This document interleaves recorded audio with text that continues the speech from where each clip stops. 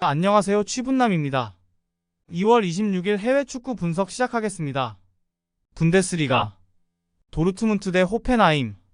도르트문트가 호펜하임을 상대하는 경기에서는 경기력 기복이 있는 편입니다. 호펜하임도 중앙에서의 힘과 압박이 만만치는 않아서 도르트문트의 문제인 중앙에서의 빌드업에서의 미스가 상당히 보이는 대진입니다. 다만 호펜하임이 빌드업을 하는 상황에서의 미스를 이용해서 속공으로 가는 것으로 전적 자체는 최근 오전 5승으로 강한 면모를 보여주는 모습은 있는 상황입니다. 호펜하임이 보여주는 리스크는 2선과 1선에 6명을 배치하는 등 상당히 극단적으로 공격에 치중이 되어 있다는 것입니다.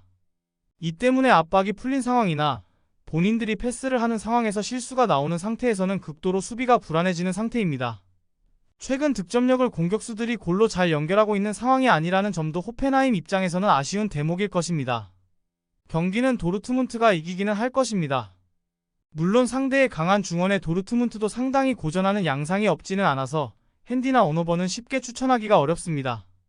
다만 호펜하임의 실수와 극단적인 공격적 플레이 스타일을 속공으로 이어가면서 전적 자체는 압도적으로 이어가고 있다는 점은 긍정적으로 볼 이유는 있을 것 같습니다. 아우크스부르크 대 프라이부르크. 난전 상황을 잘 만들면서 상위 전력을 잡는 것으로 유명합니다. 다만 프라이부르크 앞에서는 매우 약한 모습을 보이는데 주도권을 자유자재로 컨트롤을 하는 전력은 아니라서 결국 프라이부르크의 게임 플랜에 상당히 끌려다닐 수밖에 없는 상황이라는 점이 큽니다. 특히 상대 압박에 막혀서 장점이라고 할 수 있는 난전 유도 능력을 잃어버리는 것이 크다고 볼 여지도 있을 것입니다. 프라이부르크는 최근 수비가 아주 안정적인 상황은 아니나 상위 전력인 랑스, 도르트문트, 슈투트가르트 등을 만나면서 생긴 일이라고 봐야 할 것으로 보입니다. 적어도 프라이부르크가 중하위권 팀을 상대로 쉽게 무너지는 양상은 없었던 것이 사실이고 올 시즌 원정에서도 10위 이하 팀을 상대로는 전승을 기록하고 있습니다. 프라이부르크가 아우크스부르크의 난전에 말리지 않는 것이 크게 느껴지는 상황입니다. 경기는 프라이부르크가 유리할 것입니다. 하위 전력을 상대로는 주도권 싸움에서 이기면서 결국 그리포의 영향력을 증대시키는 등 강한 모습을 보여줍니다. 아우크스부르크가 상대 압박에 막혀서 난전 상황조차 만들기 어려워한다는 점도 생각해 볼 수 있을 것입니다. 리그앙 파리 생제르맹 대 스타드 렌. 파리는 생각보다 최근에는 렌을 상대로 제법 좋지 못했던 기억이 많습니다. 다만 최근 홈에서 0대2로 패한 경기는 지난 시즌이었고 당시 3백으로 가면서 익숙하지도 않은 전술을 가동했던 탓이 컸습니다. 올 시즌에는 고정된 포메이션을 구성하고 있는 상태고 이 포메이션으로 상대 홈에서 3대1로 승리를 거두고 서력하기도 했습니다. 지난 경기 하키미 음바페가 모두 선발에서 제외되었음에도 승리를 거둔 것도 상당히 긍정적 신호입니다. 스타드 렌은 밀란을 상대로 3대2로 승리했습니다. 하지만 총 스코어에서 밀려서 결국 탈락하고 말았습니다. 홈에서 강한 면모를 보여주기는 했지만 밀란의 아주 강한 압박에 2골을 실점하는 등 주도권을 잡으려고 적극적으로 가는 팀에게는 약하다는 것을 그대로 드러낸 경기였다고 할 여지도 있었습니다. 결국 원정에서의 난조와 파리 생제르맹이 스스로 경기를 망치지 않으면 기본적인 상성 관계에서는 뒤진다는 것을 증명한 셈입니다. 경기는 파리 생제르맹이 유리합니다. 스스로 경기 플랜을 꼬지 않으면 무난하게 상성에서 앞서는 상황입니다. 렌이 일정상으로도 불리한 상황이고 파리 생제르맹은 에이스 하키미 음바페가 지난 경기 선발에서 제외되면서 에이스들의 전반적인 체력 관리도 잘 되어 있는 상황입니다. 마르세유 대 몽펠리에. 마르세유는 주중 경기로 인한 피로도가 우려되는 상황이지만 홈에서 연전을 치르는 것인데다가 올 시즌 리그에서 홈 패배는 없는 상황입니다. 전반적으로 주중 경기가 있는 상황에서도 주말 경기가 홈이면 괜찮은 페이스를 보여주었습니다. 물론 최근 공격진이 기복을 보이면서 홈에서도 무승부 비중이 늘어나고 있는 상황이고 몽펠리에가 저득점 양상으로 유도하는 양상을 보여주고 있다는 점 정도는 변수로 볼 수 있습니다. 몽펠리에는 일단 라인을 내리고 마르세유를 상대로 저득점 양상을 유도하는 것으로 재미를 꿰보고 있는 상황입니다. 물론 최근 니스렌 등과 경기의 중원을 장악하고 몰아치는 상황에서의 약점은 드러내는 모습이었고 마르세유를 상대로 최근 3무 1패로 결국 전력의 차이를 극복해내는 양상은 보여주지 못했습니다. 언더 양상에서 마르세유가 이길 것으로 봅니다. 몽펠리에가 저득점 양상으로 가면서 마르세유를 꽤 애먹이는 경우가 있었지만 결국 전력의 차이를 극복하는 상황을 만들지는 못했던 것이 사실이었습니다. 마르세유가 홈에서 전반적으로 지지 않는 모습이기도 했고 주중 경기 여파와 무승부 비중이 높아지고 있는 최근 마르세유의 페이스는 생각해볼 필요가 있습니다. 라리가 레알 베티스 대 빌바오. 베티스는 상당히 부진한 양상입니다. 특히 알라베스, 헤타페, 자그레브 등 압박을 상당히 잘하는 팀에게 약점을 보이고 있는 상황입니다.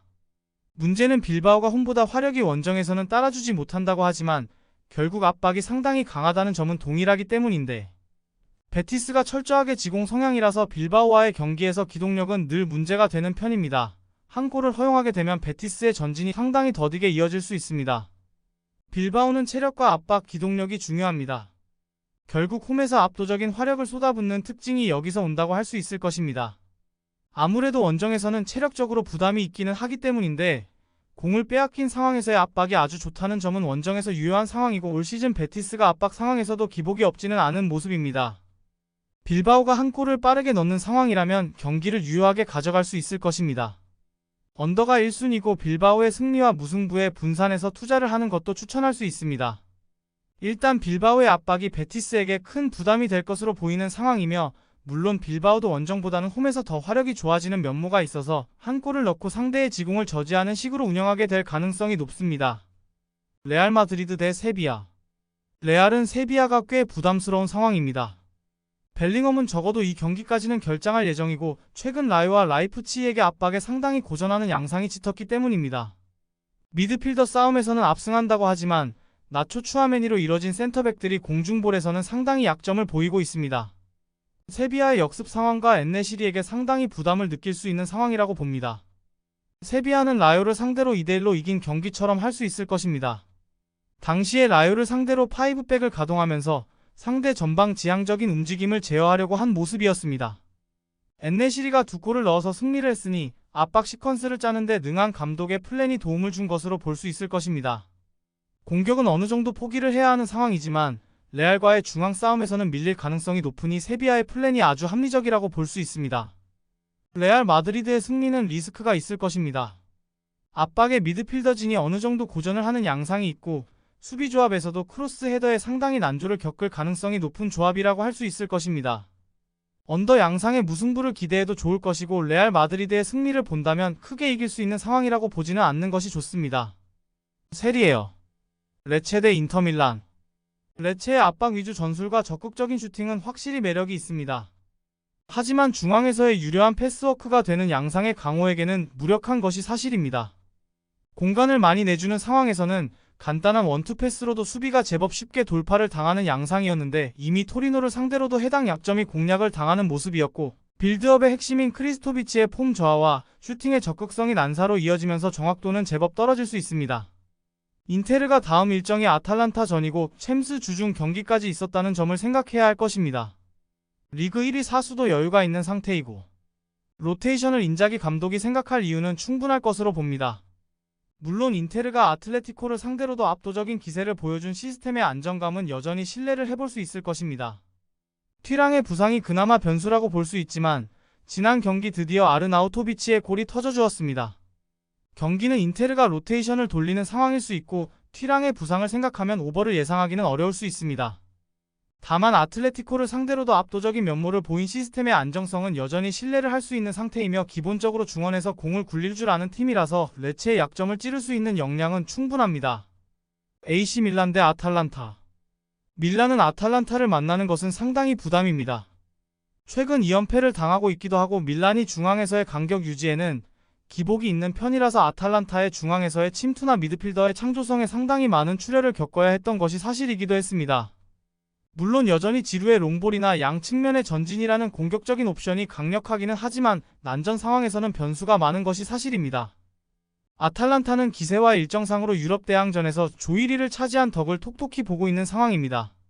체력적으로도 여유가 있어서 AC 밀란, 인터밀란을 연달아서 만나는 일정을 대비할 수 있게 된 것입니다. 물론 밀란이 아탈란타 입장에서도 까다로운 상대라는 점은 매한가지이기는 합니다. 스칼비니가 지루의 피지컬을 어려워할 가능성이 있고, 상대 양 측면 전진을 윙백이 홀로 감당해야 하는 부담이 없지는 않습니다. 오버를 1순위로 생각해야 할 것입니다. 두 팀이 만나는 상황에서는 서로의 약점을 찔러버리는 칼이 강력하게 들어가고 있는 상황입니다. 일단 일정이나 최근 기세에서 아탈란타가 앞선다는 생각은 들고 있지만, 아탈란타도 밀란이 매우 까다롭기는 매한가지입니다. 무승부로 분산하거나 핸디캡을 거는 것이 나아 보입니다. EFL컵. 첼시 대 리버풀. 첼시는 이 경기에 대한 동기부여는 큽니다. 냉정하게 리그 순위로 유럽 대항전을 장담할 수 없는 상황입니다. 따라서 첼시가 카라바오컵 우승을 해서라도 다음 시즌 컨퍼런스라도 나가야 하는 상황을 만들려고 할 것입니다. 일단 희망적인 것은 지난 맨시티전에서 역습으로 상대를 꽤 위협하는 모습을 보여준 바 있었으며 수비력도 홀란드에게 한 골을 허용한 것을 빼면 도쿠의 드리블을 제어하는 모습은 제법 괜찮은 면모를 보여준 바 있었습니다. 리버풀은 루턴 타운을 잡았고 일정을 맞이하게 됩니다. 리버풀 입장에서는 직전 대결에서 4대1로 이긴 전적이 있어서 나름대로 할만한 상대를 만났다고 볼 여지가 크지만 상황이 녹록하지는 않습니다. 당시에는 압박 싸움에서 압도적인 우위를 보여주면서 상대 중원을 무너뜨리는 모습을 보여준 바 있었는데 현재는 리버풀의 부상자가 많은 상태고 주중 경기까지 치러서 압박의 강도를 확신하기는 어려울 수 있는 상황입니다. 그동안 첼시와 리버풀은 전력 차이에 상관없이 무승부가 많이 나왔던 편입니다. 이 패턴이 이어질 가능성도 없지는 않다고 보는데 압도적으로 직전 경기에서는 리버풀이 승리를 거두었지만 결국 현재 리버풀의 스쿼드 상황과 주중 경기 이슈라는 변수는 상당히 큽니다. 영상 재밌게 보셨다면 구독, 좋아요, 알람 설정 부탁드립니다. 자세한 정보를 얻고 싶으시다면 고정 댓글란 가족방 입장 부탁드리겠습니다.